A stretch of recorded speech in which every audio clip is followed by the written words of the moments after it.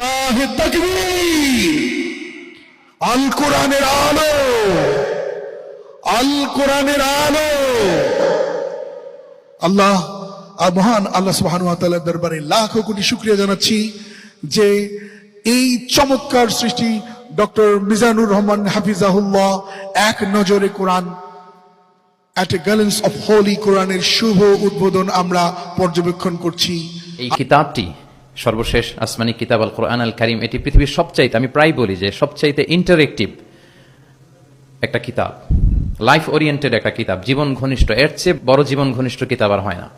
আমরা যদি অন্যান্য আসমানি কিতাবের সাথে কোরআনকে একটু কম্পেয়ার করি, আমরা দেখব যে অন্যান্য সব আসমানি কিতাব একবারে নাজিল হয়েছে। আপনারা ব্যাপারটি হয়তো অনেকেই জানেন যে তাওরাত, ইনজিল, জাবুর থেকে শুরু করে সুহুফ ইব্রাহিম ও মূসা, এই সবগুলো একবারে কাঠের ফলকে করে একবারে নবীর হাতে দেওয়া হয়েছে। যে এখানে কিছু আদেশ আছে, নিষেধ আছে, ডুজ এন্ড ডোন্টস, কিছু নির্দেশিকা একবারে দিয়ে দেওয়া হয়েছে।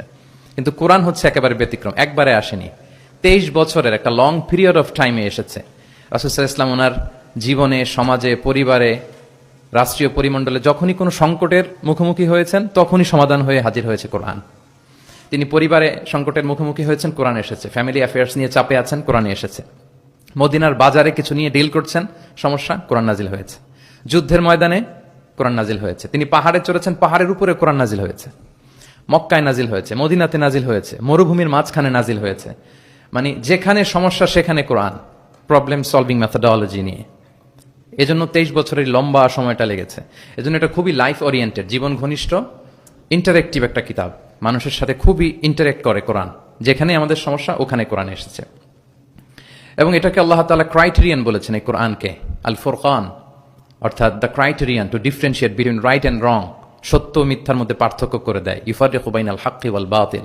আমরা কোরআনের লেন্স দিয়ে যদি দুনিয়া পরখ করি তাহলে কোনটা সত্য কোনটা মিথ্যা খুব সহজে বুঝতে পারবো, দিবালোকের মতো স্পষ্ট হয়ে যাবে।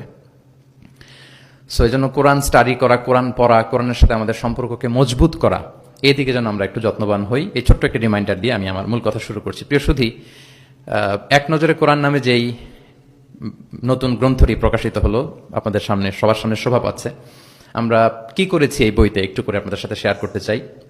এখানে বেসিক্যালি আমি কোরআনের 114 সূরার, কোরআনের 114টি সূরার সার নির্যাসকে নিয়ে এসেছি।